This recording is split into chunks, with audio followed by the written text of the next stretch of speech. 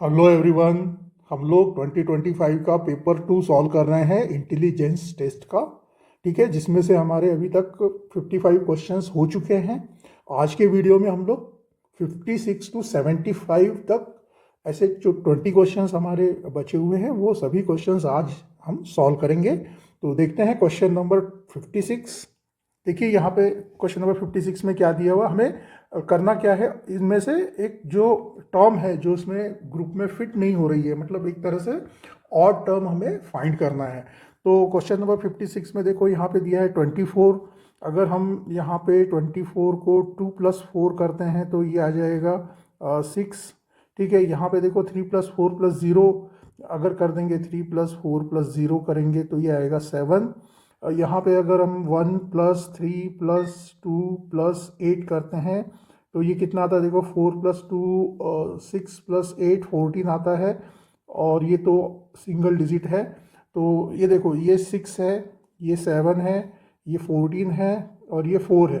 तो ये जो बाकी के हैं, मतलब फर्स्ट थर्ड और फोर्थ में सभी इवन नंबर आ रहे हैं, सिर्फ सेकेंड ऑप्शन में जो है ऑड नंबर आ रहा है। तो ये जो है इसमें से ग्रुप में से सबसे अलग है। ठीक है, एक तो ये हो गया इसका। दूसरा एक और हो सकता है कि यहाँ पे अगर हम देखेंगे तो ये जो 24 है, 340 है, या जो 1328 है, ये सभी जो नंबर्स हैं ये परफेक्ट स्क्वायर नहीं है। सिर्फ एक ही परफेक्ट स्क्वायर है फोर्थ नंबर का, है ना। तो इसका एक आंसर ये भी हो सकता है। तो इसके दो आंसर हो सकते हैं, एक है सेकेंड और एक है फोर्थ। ठीक है, ये सिर्फ किस वजह से होगा फोर्थ, ये परफेक्ट स्क्वायर होने की वजह से, परफेक्ट स्क्वायर। ठीक है, परफेक्ट स्क्वायर नंबर है ये। ठीक है ना, 2 का स्क्वायर होता है 4। ठीक है, इस वजह से ये फोर्थ भी हम लोग अलग से दूसरे एक लॉजिक से अगर सोचेंगे तो फोर्थ नंबर का आंसर हो सकता है। चलिए नेक्स्ट देखते हैं क्वेश्चन नंबर 57। देखो क्वेश्चन नंबर 57 में देखो एन एम, है ना। अब हम लोगों को इसका जो सीरियल नंबर है वो हमें देखना पड़ेगा। तो थोड़ा इसको छोटा कर लेते हैं। तो यहाँ पे ऊपर इसका अल्फ़ाबेट सीरीज़ में अल्फ़ाबेट सीरीज़ दिखना चाहिए हमें। अरे बाप रे, पूरा ही छोटा हो गया। अब देखो एन एम जो है, एन का पोजीशन क्या है, एम का पोजीशन तो 13 होता है, याद रख लो। ये जो सीरीज़ है ना 25 लेटर की होती है और सेंटर का जो लेटर है वो एम है और उसकी पोजीशन 13 है। तो ये तो याद ही कर लो। तो इसका एन का क्या पोजीशन हो जाएगा, एन का पोजीशन होगा 14 और एम का पोजीशन क्या है 13। ठीक है, इसी तरह से एक्स का पोजीशन है 24, क्योंकि ये 25 लेटर्स हैं टोटल तो इसका 24 होगा। और बी का पोजीशन क्या है, सेकंड। ठीक है, उसके बाद में ओ का पोजीशन क्या आता है, एम के बाद में देखो 13 14 15 15 आता है ओ का। और के जो है आता है आपका 11th पोजीशन पे। ठीक है, और एस अगर देखेंगे हम लोग तो 15 16 17 18 19 19th नंबर पे आता है एस। और जी जो है वो आता है आपका, देखिए 5 6 7 7th पोजीशन पे। अब अगर हम इनको ये सभी नंबर्स को हम ऐड कर देते हैं तो देखो क्या होता है। इसको हम ऐड कर दे रहे हैं तो ये हो रहा है, पहला वाला कितना आएगा, देखो इसका एडिशन 27 आएगा, इसका कितना आएगा 26 आएगा, इसका कितना आएगा, इसका भी 26 आएगा, और इसका कितना आएगा 9 7 16, ये भी 26 आएगा। मतलब ये तीनों एक जैसे हैं, सिर्फ अलग क्या है इसमें से, ये वाला अलग है। तो इसका आंसर क्या आएगा, ऑप्शन नंबर 1, एन एम जो है वो ग्रुप में फिट नहीं हो रहा है। ठीक है, चलिए नेक्स्ट देखते हैं क्वेश्चन नंबर 58। क्वेश्चन नंबर 58 में भी हमें 4 फिगर दिए हुए हैं, उसमें कुछ सिम्बॉल्स दिए हुए हैं। तो इसमें से भी कोई एक फिगर ऐसा है जो इन सभी को मैच नहीं करता, उसमें फिट नहीं होता है। तो देखेंगे हम लोग इसमें क्या हो रहा है। ये जो देखो, इसको क्या करो, ये जो ट्रायंगल को ये समझ के चलो एक, है ना, इसी से हम लोग कंपेयर करेंगे सभी को। तो यहाँ पे क्या हो रहा है, जो सिम्बॉल्स है ना ये ऐसे क्लॉकवाइज, जिस डायरेक्शन में क्लॉक कि जो है ना क्लॉक घूमती है उस डायरेक्शन में ये घूम रहे हैं। तो देखो यहाँ पे क्या आता है, पहले ट्रायंगल है, उसके बाद में फिर स्क्वायर है। ठीक है ना, स्क्वायर के बाद में फिर क्या आ रहा है, ये स्टार आ रहा है। उसके बाद में क्या आ रहा है, डार्क वाला सर्कल आ रहा है। ठीक है ना, डार्क सर्कल के बाद में क्या आ रहा है, इस टाइप का एरो आ रहा है। ठीक है। उस एरो के बाद में फिर एक ऐसा स्टार आ रहा है, ठीक है। उसके बाद में ये स्वास्तिक का चिन्ह आ रहा है, ठीक है। उसके बाद क्या हो रहा है, फिर एक सर्कल आ रहा है, और है ना, फिर यहाँ पे ये ट्रायंगल आ गया। तो बाकी के भी जो देखो इन सभी फिगर्स में देखो, सेकंड में भी यहाँ से देखो ये, इसके बाद से क्लॉकवाइज डायरेक्शन में सोचो इसको। तो इसके बाद देखो ट्रायंगल के बाद ये आ रहा है, ठीक है। फिर एस्ट्रिक आ रहा है, फिर ये डार्क सर्कल आ रहा है, फिर ये एरो आ रहा है, स्टार आ रहा है, फिर स्वास्तिक आ रहा है, और फिर ये सर्कल आ रहा है, ठीक है। और इसी तरह से मतलब ये दोनों सेम है। चौथे में भी देखो, पहले ये है ना, यहाँ से ट्रायंगल से देखेंगे अगर, तो उसके बाद में ये स्क्वायर आ रहा है, फिर ये स्टार आ रहा है, ठीक है ना, ये आ रहा है, ऐसा अगर देखेंगे तो ये भी क्लॉकवाइज आ रहा है। सिर्फ यहाँ पे थर्ड नंबर का जो ऑप्शन है ना, यहाँ पे देखो क्लॉकवाइज नहीं आ रहा है, ये जो है ना, ऐसा देखेंगे अगर हम लोग तो ये क्लॉकवाइज नहीं आ रहा है। स्टार के बाद में जो है ये सर्कल आ रहा है, ये उल्टा आ रहा है, ये इस तरह से जो है ना, यहाँ पे क्या हुआ है, इसको ऐसा उल्टा घुमा दिया है, एंटी क्लॉकवाइज हो गए यहाँ पे सब। तो ये जो थर्ड नंबर का जो है वो ऑप्शन फिट नहीं हो रहा है ग्रुप में, ऑड मैन आउट है, ठीक है। चलिए देखते हैं next question number 59। Question number 59 to 61 के लिए डायरेक्शन दिया हुआ है, observe the pyramid given below, find the relation between the numbers and alphabets order and find the term in place of question mark. बहुत ईजी होते हैं इस type के क्वेश्चन, सिर्फ एक दो बार ऐसा हुआ है कि बहुत मुश्किल आया है, एक पेपर में आया था, बहुत ही मुश्किल से सॉल्व हो रहे थे वो, लेकिन जनरली जो पिरामिड होता है बहुत ही ईजी आता है। तो देखते हैं क्वेश्चन नंबर 59 क्या है। देखो इसमें जो फर्स्ट और सेकेंड टर्म में जो रिलेशन है वही रिलेशन थर्ड और फोर्थ में होता है। तो यहाँ से फर्स्ट और सेकेंड का जो रिलेशन है ना, आप खुद ड्रॉ करके देख लेना, मैं सीधे थर्ड और फोर्थ का रिलेशन आपको बता देता हूँ। तो यहाँ पे जो थर्ड दिया है, क्या दिया है, 11p है ना, क्वेश्चन नंबर 59 में ये देखो 11PM3L। तो 11 के बाद में p, उसके बाद में दिया हुआ है m, उसके बाद दिया हुआ है 3, और उसके बाद दिया है l। तो इस टाइप का यहाँ पे हमें है ना एग्जैक्ट अपोजिट में ऐसा ही फिगर बनना चाहिए। तो यहाँ से देखो ये सेकंड वाला इसको लेना पड़ेगा 61, 59, उसके बाद में यहाँ से ये चला जाएगा 41 पे, ठीक है। फिर ये चला जाएगा k, और फिर ये आ जाएगा l।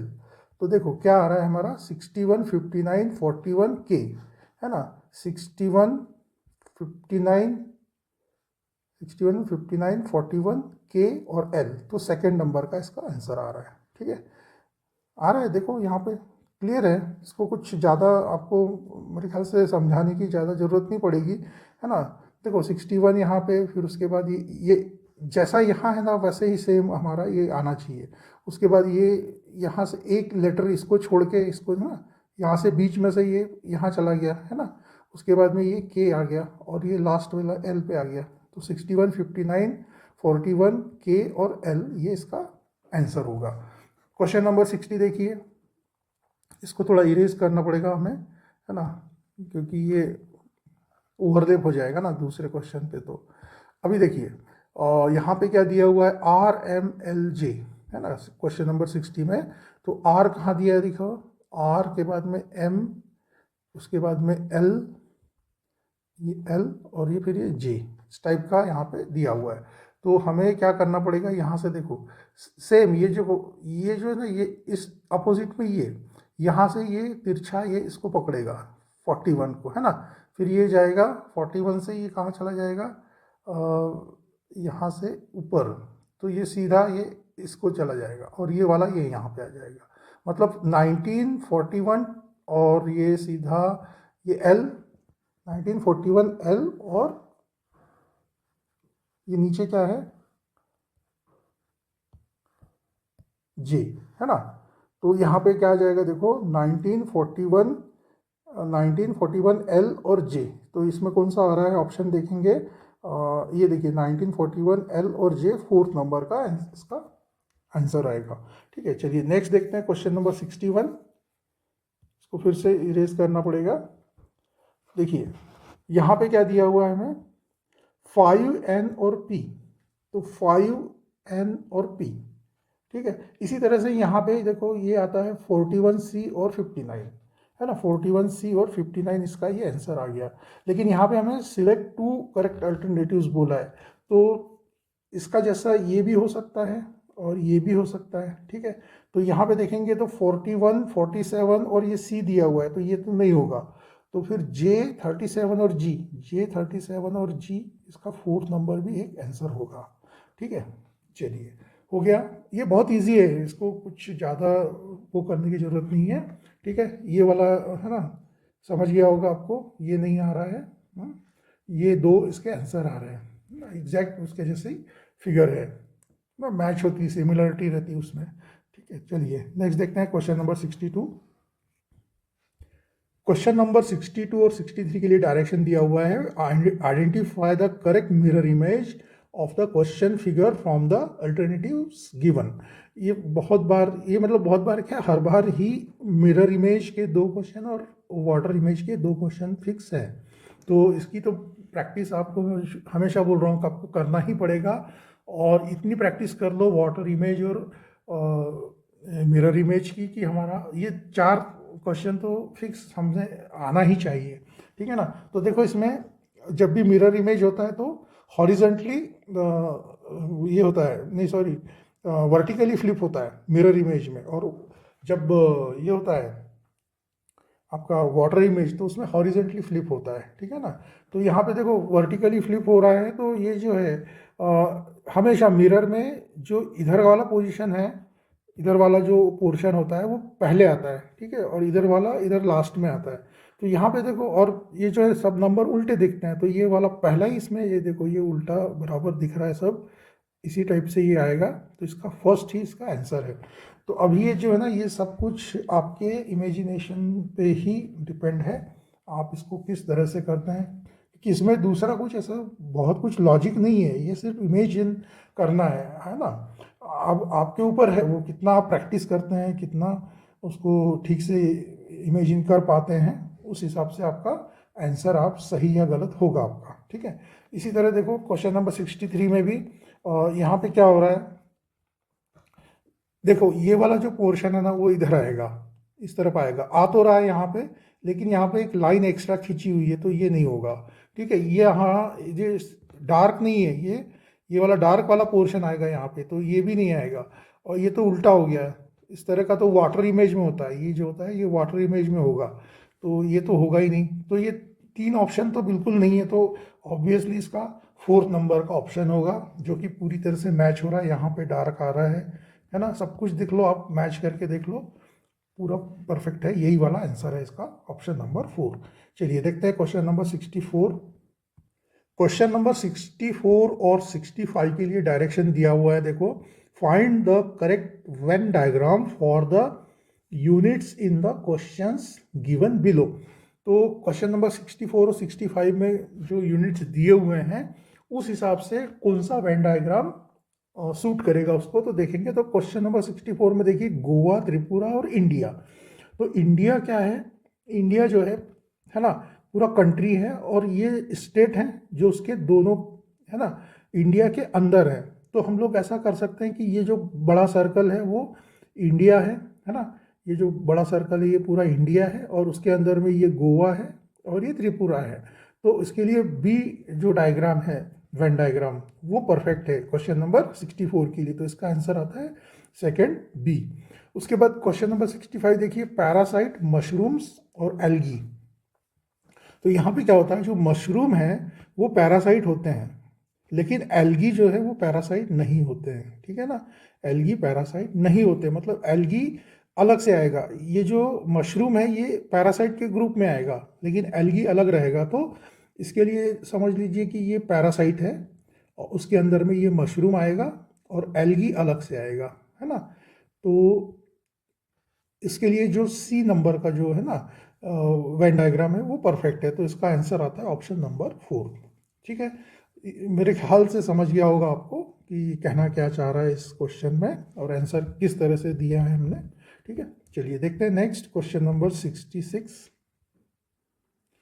क्वेश्चन नंबर 66 देखिए, when Abhishek left his house setting sun's rays were falling on his face from his front, He walked 24 meter straight from his house and stopped. He turned to his right and at right angle and walked 21 meter straight. He then turned to his left and right at right angle and walked 20 meter in a straight line. Once again he turned left at right angle and walked 21 meter straight and stopped. How far he is from his starting position? तो इसमें एक अभिषेक है जो अपने घर से निकलता है, ठीक है। लेकिन जब वो घर से निकलता है चलने के लिए तो जो सूर्यास्त है ना, सेटिंग सन्स रेज, मतलब सूर्य जो अस्त हो रहा है ना, सनसेट हो रहा है, उसकी जो किरणें हैं उसके फेस पे आ रही थी, है ना, सामने से। तो इसका मतलब क्या है, वो किस तरफ चल रहा था, वो वेस्ट डायरेक्शन में चल रहा था। और डायरेक्शंस का आपको तो मालूम है, डायरेक्शंस जो होते हैं इस तरह से होता है ना, नॉर्थ, ऊपर नॉर्थ होता है ना, ऊपर नॉर्थ होता है, नीचे साउथ होता है, इधर ईस्ट होता है और इधर वेस्ट होता है, ठीक है ना। तो जब वो चल रहा था तो उसका घर जो है ना ईस्ट में होगा और वो वेस्ट में निकला होगा, है ना, चलने के लिए। तो यहाँ पे क्या दिया है देखो, सपोज यहाँ से उसने चलना शुरू किया तो सबसे पहले उसने क्या किया, किस डायरेक्शन में गया, वो वेस्ट डायरेक्शन में गया, ठीक है। कितना चला वो यहाँ से, ये चला उसने 24 मीटर, 24 मीटर चला, वहाँ पे फिर रुक गया वो, है ना, यहाँ पे, एंड ही स्टॉप्ड 24 मीटर चलने के बाद। उसके बाद में ही turn to his right at right angle, मतलब अब जब वो यहाँ से चल रहा था तो उसका राइट इस तरफ होगा, तो वो राइट एंगल से, है ना, मतलब, है ना, राइट एंगल मतलब एकदम आपको मालूम है 90 डिग्री से वो टर्न हो गया किधर, राइट में, इधर टर्न हुआ और 21 मीटर चला, फिर से वो 21 मीटर चल के फिर से रुक गया।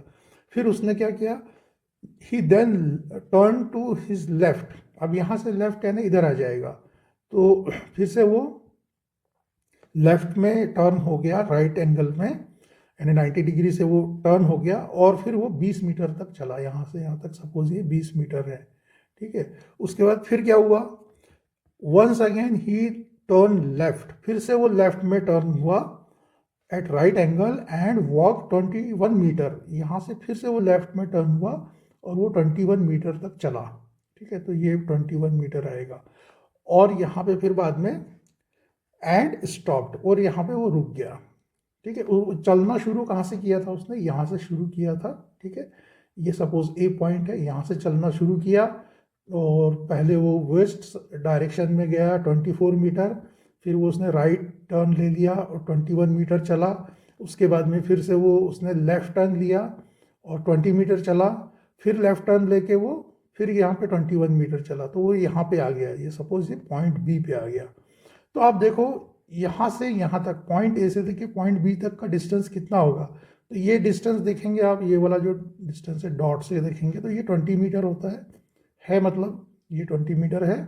चूँकि ये दोनों ये है ना, राइट एंगल है, तो ये वाला डायरेक्शन, ये वाला जो है ना डिस्टेंस और ये डिस्टेंस सेम होगा, ठीक है। और ये वाला डिस्टेंस हमें मालूम ही है 21 मीटर है, तो 21 मीटर और ये 20 मीटर है ना, ये 21 मीटर और ये 20 मीटर दोनों ऐड कर देंगे तो कितना हो जाएगा, ये 21 नहीं है, ये 24 है भाई, 24 मीटर।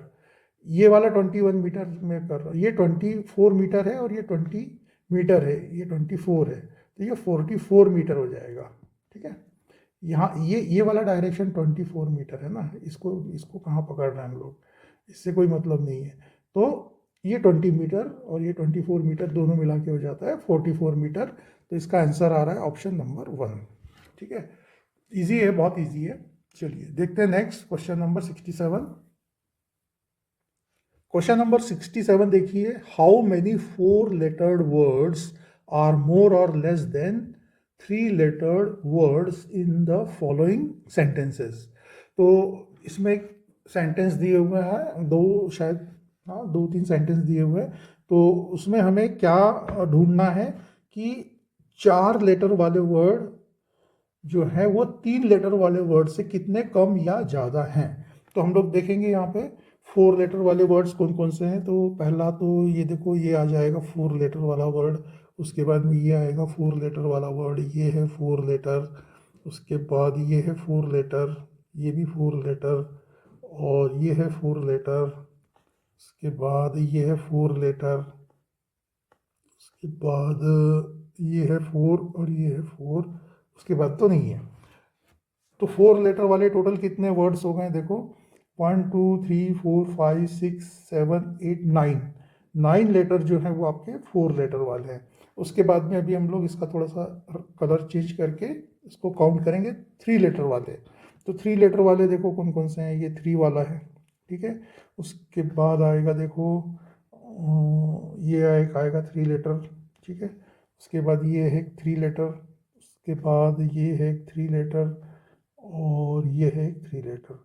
तो 3 लेटर वाले कितने हो गए, 1 2 3 4 5, ठीक है। और इन दोनों का जो डिफरेंस है, मतलब जो 4 लेटर वाले जो वर्ड्स हैं वो 3 लेटर वाले वर्ड से ज़्यादा हैं। वो कितने ज़्यादा हैं, इसको माइनस कर देंगे तो ये हो जाएगा 4, है ना। तो इसका आंसर आ जाएगा मोर बाय 4। ऑप्शन नंबर 2 इसका आंसर आ जाएगा, ठीक है। इजी है, बहुत ईजी है ना। जो मैं मेरे ख्याल से चौथी पाँचवीं वाला बच्चा भी कर लेगा, कोई दिक्कत नहीं है ऐसा। ठीक है, चलिए देखते हैं next question number 68।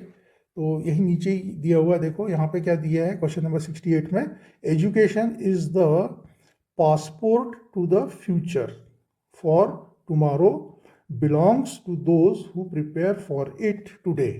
How many words are there in this statement with repeated letter in that word. मतलब ये जो स्टेटमेंट दिया हुआ है यहाँ से एजुकेशन से लेके, है ना, ये जो है ना यहाँ पे इन्वर्टेड कॉमा दिया, एजुकेशन से लेके टुडे तक जो दिया हुआ है हमें स्टेटमेंट, उसमें ऐसे कितने लेटर, कितने वर्ड्स हैं जिसमें रिपीट लेटर, जो लेटर है वो रिपीट हुआ है ना। जैसे एजुकेशन है, इसमें कोई लेटर रिपीट हुआ है क्या, नहीं हुआ, ठीक है। लेकिन यहाँ पे पासपोर्ट में देखो एस रिपीट हुआ है, तो ये एक हो गया। उसके बाद में फ्यूचर में देखो यू रिपीट हुआ है, ये तो दूसरा हो गया। इसमें भी देखो रिपीट में ओ आर, है ना, ये सब रिपीट हुए हैं, तो ये भी तीसरा एक लेटर हो गया। और कहाँ रिपीट हो रहा है, प्रिपेयर में भी रिपीट हो रहा है ना, पी पी आर ई, ये सब रिपीट हो रहे हैं लेटर्स। तो ये एक चौथा लेटर हो गया, वर्ड हो गया, मतलब इसमें लेटर रिपीट हो रहे हैं। तो सिर्फ यहीं तक है, टुडे के बाद में फिर, है ना, ये स्टेटमेंट यहाँ ख़त्म होता है। तो सिर्फ 4 ही ऐसे वर्ड हैं जिसमें लेटर रिपीट हो रहे हैं। तो इसका आंसर क्या आ जाएगा, 4th नंबर का आंसर आ जाएगा, ठीक है। कि 4 वर्ड्स ऐसे हैं जिसमें लेटर्स रिपीट हो रहे हैं, ठीक है ना। इजी है ये भी। चलिए नेक्स्ट देखते हैं क्वेश्चन नंबर 69। क्वेश्चन नंबर 69 में देखिए क्या दिया, find the exactly matching figure to the question figure from the alternatives. मतलब ये क्वेश्चन फिगर दिया हुआ है हमें इस, और ये 4 ऑप्शंस दिए, उसमें से कोई एक फिगर है जो इससे एग्जैक्ट मैच होता है। तो एग्जैक्ट मैच होने के लिए एक हम लोग, है ना, जैसे अभी अब यहाँ पे देखते हैं, तो ये जो देखो ये डार्क दिया है, यहाँ पे भी डार्क दिया है, लेकिन यहाँ पे नहीं है, तो है ना, पहले वाले में नहीं है डार्क दोनों, तो ये नहीं होगा। इसमें तो डार्क दिया है ना, और ये सब बाकी सब ठीक है, तो यही वाला इसका ऑप्शन है। बाकी इसमें तीनों में देखो, ये यहाँ का ये पूरा चेंज ही कर दिया शेप, है ना। यहाँ का भी जो है, यहाँ पे डार्क नहीं दिया हुआ है ना, तो इस तरह से ये भी नहीं होगा। तो इसका आंसर क्या आता है, ऑप्शन नंबर 2 आता है। ये जस्ट ऑब्जर्व करने के बाद ही सीधा सीधा, ये आपका ऑब्जर्वेशन कितना अच्छा है, आपने कितना प्रैक्टिस किया है, उसके ऊपर डिपेंड करेगा, ठीक है ना। जरूरी नहीं कि इसी टाइप का शेप आएगा, कोई भी शेप पूछ सकता है। और लेकिन क्या होगा, आपको जैसे ही आप शेप देखेंगे ना, तो आपको इमीडिएट वो समझ में आना चाहिए कि कौन सा शेप इसका आंसर होगा। एग्जैक्ट मैच करना है बस, बाकी कुछ नहीं। तो उसके लिए क्या करते हैं हम लोग कि एक एक पोर्शन ले लो, जैसे अभी टॉप का ले लिया सपोज, तो ये सबका टॉप मैच कर लो, है ना। तो इस तरह से करेंगे ना तो जल्दी मिल जाता है। चलिए नेक्स्ट देखते हैं क्वेश्चन नंबर 70। क्वेश्चन नंबर 70 देखिए, 27th December was Monday in some year, find which day will occur 5 times in April month of that year, select to correct alternatives. तो यहाँ क्या बोला गया है कि किसी एक साल में 27 दिसंबर को मंडे था, ठीक है, उसी साल में, है ना, अप्रैल के महीने में कौन सा जो दिन है वो 5 बार आएगा। तो आपको मालूम है कि जिसको ये कैलेंडर का अच्छा प्रैक्टिस किया होगा, जिसने, है ना, कैलेंडर का एक चैप्टर है, उस चैप्टर का जिसको सभी रूल्स मालूम होंगे और जिसने काफ़ी अच्छी प्रैक्टिस किया होगा, उसको इजीली समझ में आ जाएगा, है ना। और मैं शॉर्टकट मेथड नहीं दिखाऊंगा, मैं आपको पूरा बेसिक जो मेथड है उसी से आपको मैं इसको एक्सप्लेन करूंगा। तो क्या होता है देखो, दिसंबर और उसी ईयर का अप्रैल जो है वो उससे पहले आएगा। सपोज यहाँ पे 27 दिसंबर अगर हम लेते हैं, यहाँ पे, यहाँ साइड में थोड़ा सा यहाँ कर लेते हैं जगह, और तो देखो 27 दिसंबर को क्या कह रहे हैं, 27 दिसंबर को जो है वो क्या है, मंडे है, ठीक है। तो इसके पहले इसी साल में, दिसंबर के बाद तो साल चेंज हो जाता ना, ईयर चेंज हो जाएगा, तो हम लोग आगे नहीं जा सकते, हमें पीछे जाना पड़ेगा, है ना। इससे पहले है ना, 27 दिसंबर को अगर मंडे था तो 1 दिसंबर को कोई तो भी डेट होगा, कोई तो डे होगा, ठीक है। अब वो कौन सा डे है हमें मालूम नहीं है अभी। उसके पहले भी 1 नवंबर को कोई तो डे होगा, ठीक है। इसी तरह से 1 अक्टूबर को भी कोई तो भी डे होगा, है ना। तो वो डे हमें फाइंड करना है, हाँ? एक उसके बाद में सितंबर, ठीक है ना, सितंबर, उसके बाद में 1 अगस्त, उसके बाद 1 जुलाई, 1 जून, 1 मई और 1 अप्रैल, ठीक है ना। उसी साल में, ये जिस ईयर में, सपोज अब जो भी अपन मान के चलते हैं कि ये 2025 ही है सपोज, है ना, तो 2025 में जो 27 दिसंबर को मंडे था सपोज, हाँ, अभी मैं एग्जैक्ट वही डे था या नहीं था मैं नहीं देखूंगा, ठीक है। तो उसी साल में, मतलब ये 25 का ही हमें लेना पड़ेगा अप्रैल, तो हमें पीछे जाना पड़ेगा, है ना। हम आगे जाएंगे तो यहाँ तो 26 आ जाएगा, तो जो कि सेम सम ईयर नहीं होगा ना, उसी सम, है ना। तो उसी साल, है ना, सेम ईयर बोला हुआ है ना। तो इसलिए हमें पीछे ही जाना पड़ेगा। तो यहाँ से देखो, तो अब हम क्या करेंगे, यहाँ पे जो है ना, 1 अप्रैल से लेकर 27 दिसंबर तक टोटल डेज कितने होते हैं। और आपको अगर ये मालूम होगा, इसमें जो कैलेंडर के जो क्वेश्चंस होते हैं, उसको जितने भी टोटल डे हैं डिवाइडेड बाय 7 करने के बाद जो रिमाइंडर आता है, ठीक है ना, उतने दिन आगे हमारा नेक्स्ट मंथ का डे चला जाता है, ठीक है ना। तो हम लोग इसको उल्टा करेंगे, ठीक है। तो अभी देखो यहाँ से क्या करेंगे, जितने भी दिन हैं टोटल 1 अप्रैल से लेकर 27 दिसंबर तक, जो भी है हम लोग डेज हम कैलकुलेट करेंगे। तो 1 अप्रैल से 1 मई तक कितने डेज होते हैं, 30 डेज होते हैं, क्योंकि अप्रैल 30 डेज का होता है। और यहाँ 1 मई से 1 जून के बीच में कितने डेज हो जाएंगे, ये 31 डेज हो जाएंगे। क्यों, क्योंकि मई जो है 31 डेज का होता है, ठीक है। उसके बाद में जून जो है ना, जून 30 डे का होता है, तो यहाँ जून 1 जून से लेकर 1 जुलाई तक फिर 30 डेज हो जाएंगे। फिर 1 जुलाई से 1 अगस्त जो है वो 31 डेज हो जाएंगे, ठीक है। 1 अगस्त से 1 सितंबर जो है फिर से 31 डेज होंगे।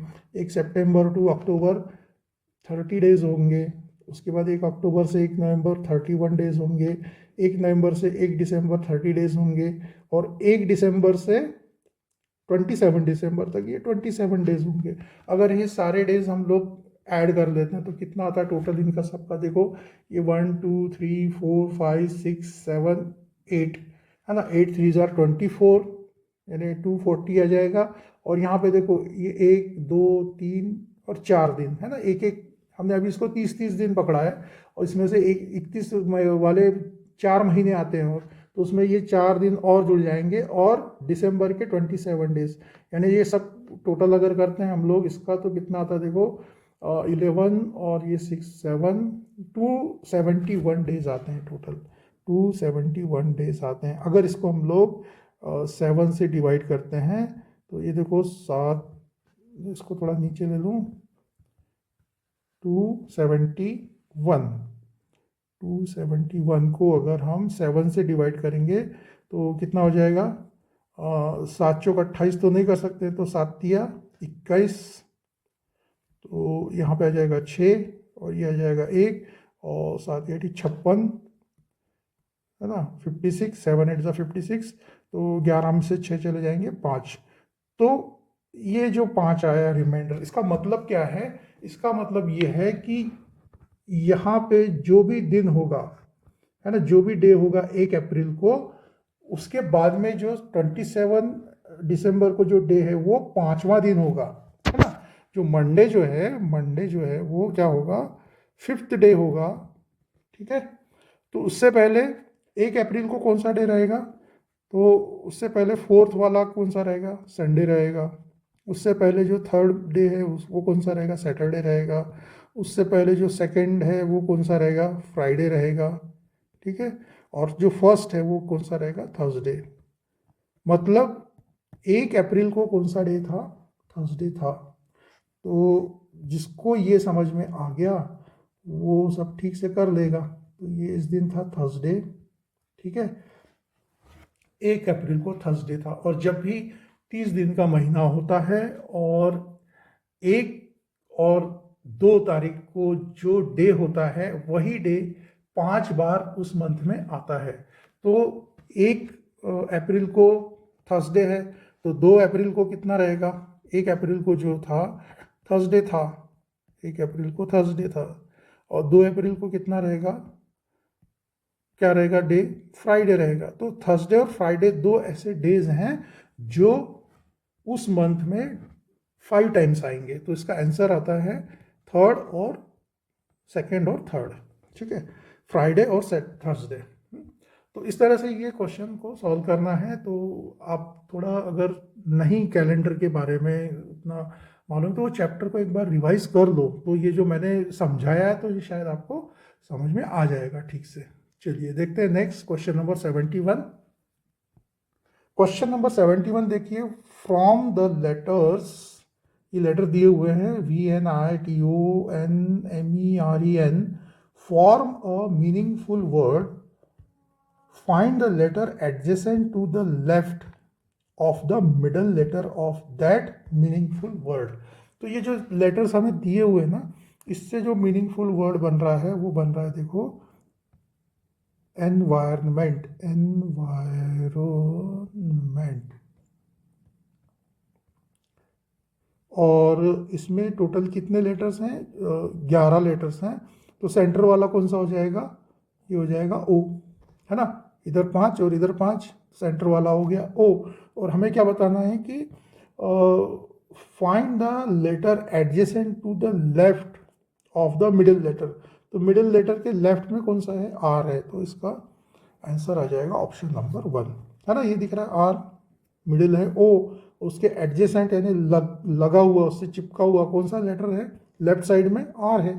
तो इसका आंसर आता है ऑप्शन नंबर 1, आर। चलिए नेक्स्ट देखते हैं क्वेश्चन नंबर 72। क्वेश्चन नंबर 72 और 73 के लिए डायरेक्शन दिए हुए हैं हमें। Identify the relation between the arranged numbers and find the correct alternative at the place of question mark।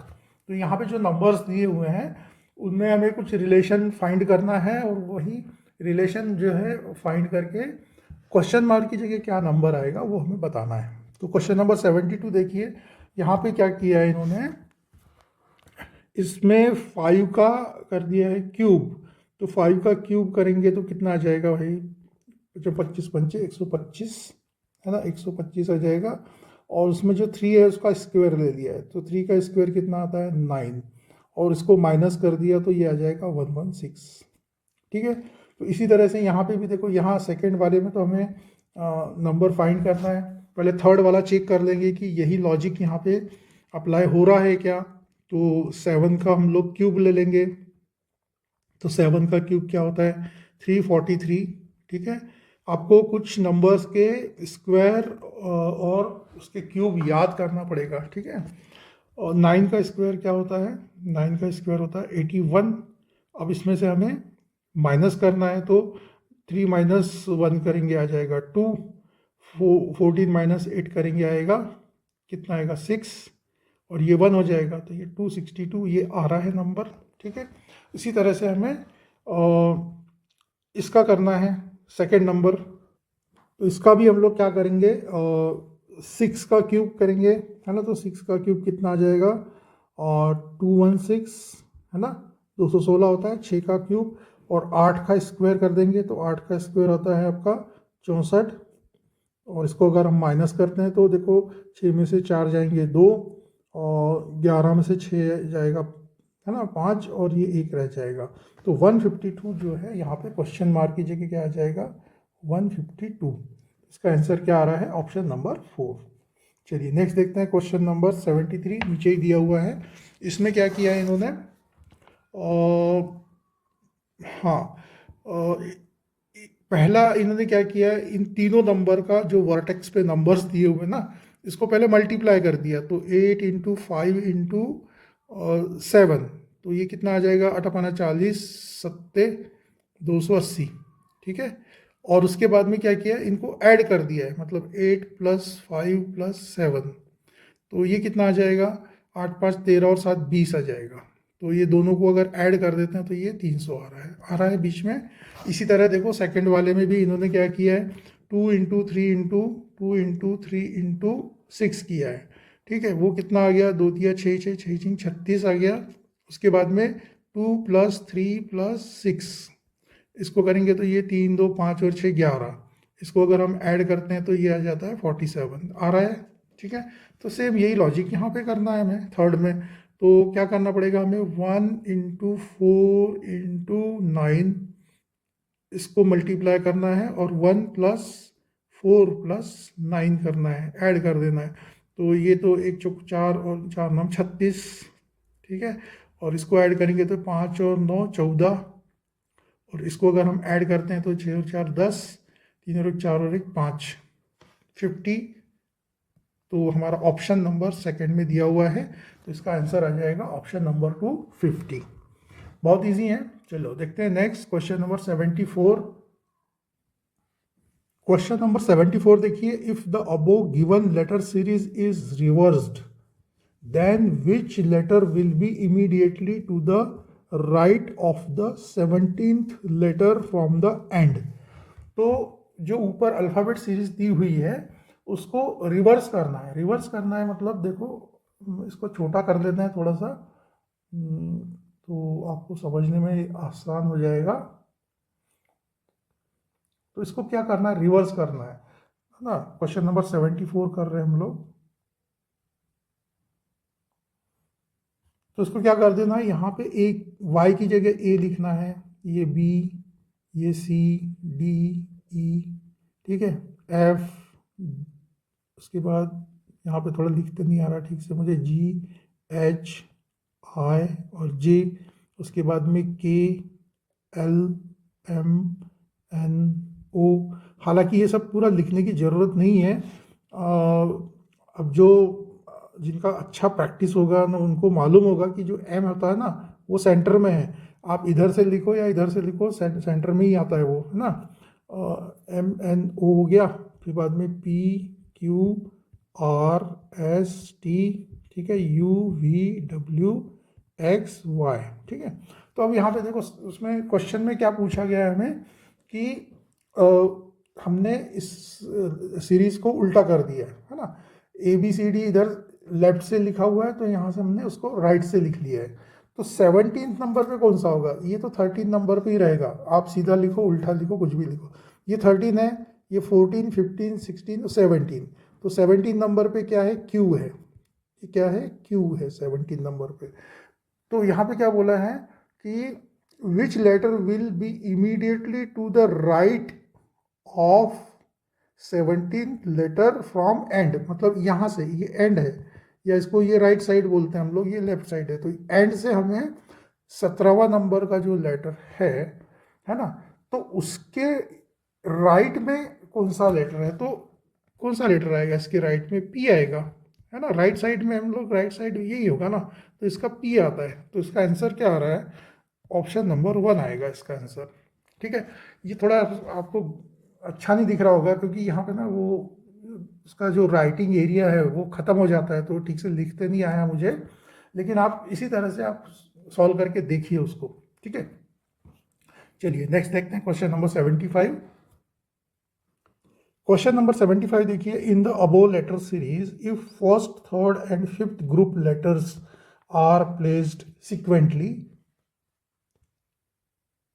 sequentially, then which correct alternative will give serial numbers of the word opposite to friend। तो सबसे पहले तो हमें क्या करना है, जो ऊपर की जो लेटर सीरीज हमें दी हुई रहती है, वर्ड है ना, वर्ड सीरीज, तो लेटर सीरीज जो होती है, तो उसको हम लोगों को क्या करना है कि उसमें पहला तीसरा और पांचवा ग्रुप लेना है, ठीक है, सिक्वेंशियली। तो सबसे पहले तो हम ऐसा ग्रुप लिख लेते हैं। तो पहला ग्रुप क्या आ जाएगा, A B C D, A B C D और ई, पांच पांच के ग्रुप दिए हुए हैं, ठीक है। तो पहला ले लिया, दूसरे को स्किप कर देना है, मतलब एफ जी एच आई जे को स्किप करना है। नेक्स्ट ले लेना है के एल एम एन और ओ, तीसरा वाला ग्रुप आ जाएगा। फिर बाद में चौथा ग्रुप जो है P Q R S T, उसको हमें स्किप कर देना है, और U V W X Y, ये वाला ग्रुप ले लेना है, पांचवा। ये पहला है, ये तीसरा है, और ये पांचवा ग्रुप है। अब यहाँ पे हमें क्या करना है, जो फ्रेंड जो वर्ड है, इसका अपोजिट क्या होता है, इसका अपोजिट होता है एनिमी, है ना, एनिमी, दोस्त का उल्टा दुश्मन, ठीक है ना। तो एनिमी जो होता है, इस वर्ड का हमें क्या करना है, सीरियल नंबर यहाँ पे कौन सा होगा ये चारों ऑप्शन में से। तो ई देखो, ई कौन से पोजीशन पे है भाई, ई जो है फिफ्थ पोजीशन पे है। तो यहाँ पे एक पहला जो हमारा आ जाएगा नंबर, वो क्या आएगा, 5 आएगा। उसके बाद में एन जो है कौन से पोजीशन पे, देखो ये 5 के बाद ये 6 7 8 और 9, नाइन्थ पोजीशन पे है। उसके बाद में फिर से ई आ रहा है, यहाँ पे ई आ रहा है, तो ये फिर से 5 आ जाएगा। उसके बाद में एम देखो कौन सी पोजीशन पे है, अगर ये नाइन्थ पे है तो ये एट्थ पे आएगा, है ना। एम जो है वो एट्थ पोजीशन पे आ रहा है ना। ये 5 6 7 8। और उसके बाद में वाई, वाई कौन सी पोजीशन पे आ रहा है, लास्ट में है, 15 पोजीशन पे, ठीक है। तो देखो 5 9 5 8 15 कहाँ मिल रहा है, चारों में से हमें थर्ड नंबर के ऑप्शन में मिल रहा है, 5 9 5 8 15। तो इस तरह से इसका 75 का आंसर आ जाएगा ऑप्शन नंबर 3। बहुत ही इजी क्वेश्चन था, ठीक है। और इस पेपर में मैंने देखा कि शुरू में जो फर्स्ट मतलब 26 से लेके जो हम लोगों ने 40 क्वेश्चन किए ना, वहाँ पे थोड़े अजीब अजीब टाइप के क्वेश्चन आए, मतलब बहुत ही अलग पैटर्न के क्वेश्चन थे। लेकिन बाद में जितने भी हैं आफ्टर 40, पूरा जो पैटर्न हम लोग मतलब शुरू से करते आ रहे हैं, 2017 से जो पेपर करते आ रहे हैं, सभी में एक जैसा पैटर्न आ रहा है। तो इसका मतलब ये है कि इतना 20 है ना, 17 से लेकर 25 तक जितने भी पेपर हैं, अगर आपने पूरा सिर्फ इतने पेपर ही भी अच्छे से प्रैक्टिस कर लिया ना, अगर बहुत अच्छे से अगर प्रैक्टिस कर लोगे ना, हम हिंदी में हमें बोलते थे टीचर्स, हमें घोट के पी जाना, है ना। वो जो किताब होती है ना, किताब, उसको ना आप इमेजिन करो, एक बुक है सपोज, उसको पूरा याद करना है, तो उसको हमारे सर क्या बोलते थे, इसको घोट के पी जाओ। मतलब वो किताब को पानी में भिगो लो, उसका बनाओ पल्प बढ़िया, उसमें दूध शक्कर इलायची इलायची मिला के पी जाओ। बस ऐसा कर दो। अगर हमने 2017 से लेके 2025 तक जितने भी पेपर हम लोगों ने अभी तक सॉल्व किए हैं, अगर उसको आप घोट के पी जाओगे ना, तो बहुत अच्छे आप मार्क्स स्कोर कर सकते हैं स्कॉलरशिप एग्ज़ाम में, ठीक है। अब देखिए करीब करीब 1 महीना बचा हुआ है, ठीक है। तो 1 महीने में ये आप कर सकते हैं, तो आप कीजिए। आज हमारा जो है 25 का पेपर 2 भी कंप्लीट हो गया है। तो हमने 17 से लेके 25 तक पूरे के पूरे पेपर सॉल्व किए हुए हैं, और हर एक क्वेश्चन को अच्छे से एक्सप्लेन करके, हो सकता है 1-2 क्वेश्चंस में मुझे थोड़ा सा प्रॉब्लम हुआ होगा, मैं समझा नहीं पाया हूँगा। तो आप अपने जो पेरेंट्स हैं या आपके जो टीचर्स हैं, उनसे थोड़ा सा कंसिडर कीजिए, उनसे बात करके उनसे समझ लीजिए अच्छे से कि इस क्वेश्चन का ये इन्होंने ऐसा ऐसा समझाया हुआ है, ये मुझे समझ में नहीं आया है, आप प्लीज़ समझा दीजिए। या मैं पर्सनली भी बोल रहा हूँ कि आप मुझे फ़ोन भी कर सकते हैं, मैं लैंडलाइन नंबर दे रहा हूँ। मेरा जो वीडियो के डिस्क्रिप्शन में भी मेरा नंबर दिया हुआ है, लैंडलाइन नंबर, उसमें आप कॉल्स कर सकते हैं। और चाहे तो आप मुझे कमेंट कीजिए कि मुझे ये क्वेश्चन समझ में नहीं आ रहा है, प्लीज़ आप फिर से समझाइए, मैं और अच्छे से उसको समझाने की कोशिश करूँगा। ठीक है ना। सबसे इम्पोर्टेंट क्या है कि उसका जो लॉजिक है, उसका जो बेसिक कॉन्सेप्ट है ना, वो आपको समझ में आना ही चाहिए, है ना। ये हमेशा से मेरी कोशिश रही है। लेकिन होता है कभी कभी, क्या होता है, किसी किसी का जो है मतलब एक एक्सप्लेन करने का एक तरीका होता है, वो किसी को समझ में आता है, किसी को नहीं आता है, तो ये हो सकता है। तो अगर मेरी बात नहीं समझ में आ रही है तो मैंने जो सॉल्व किया हुआ है वो किसी अच्छे टीचर को, आपके जो टीचर्स हैं उनको दिखा के आप उनसे अच्छे से समझ सकते हैं, या आपके पेरेंट्स से समझ सकते हैं ये सब चीज़ें। ठीक है। तो इस तरह से अभी हमारा पूरा 25 का सभी पेपर 1 पेपर 2 दोनों कंप्लीट हो गया है। अब सब कुछ आपके ऊपर है, आप कितना प्रैक्टिस करेंगे, कितना मेहनत करेंगे, उस हिसाब से आपका स्कोर डिसाइड होगा। ठीक है। तो अभी तो मैं फ़िलहाल कुछ और ज़्यादा बात नहीं करना चाहता हूँ। इसके लिए मैं एक सेपरेट और एक वीडियो बनाऊँगा कि आपको किस तरह से प्रिपरेशन करना चाहिए एग्ज़ाम का।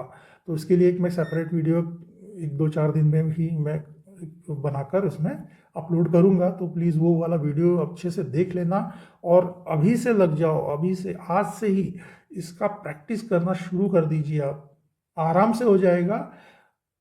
अभी भी 1 महीना बाकी है, अभी भी आप कर सकते हैं। अभी अभी तक आपने कोई इसका प्रैक्टिस नहीं किया है, कुछ भी पढ़ाई नहीं किया है तो भी चलता है, अभी भी कर सकते हैं। देखो, आदमी ने अगर ठान ली ना कि मुझे ये करना है तो करना है, कर सकते हैं, कभी भी कर सकते हैं। हमारे एक सर थे, वो तो हमेशा पेपर है ना कल, उसके एक दिन पहले भी बोल सकते हैं, बेटा अभी भी कुछ नहीं बिगड़ा, अभी भी तुम कर सकते हो। तो ये जिद्द रखना पड़ेगा आपको, ये सब करना पड़ेगा, तो आप कर सकते हैं, ऐसा कुछ नहीं है। ठीक है।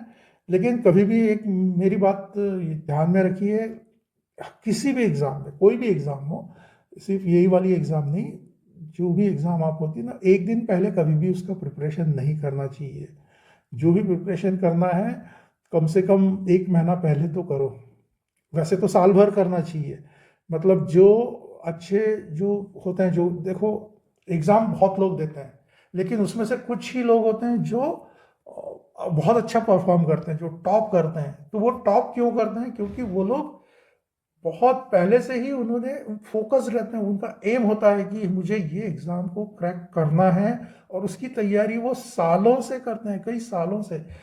अब ये छोटी एग्ज़ाम है एक तरह से, लेकिन जो बड़ी एग्ज़ाम्स होती है, मतलब जो रिक्रूटमेंट एग्ज़ाम होती है ना, बैंकिंग, रेलवे या एमपीएससी, यूपीएससी, उसी लेवल की है करीब करीब ये एग्ज़ाम।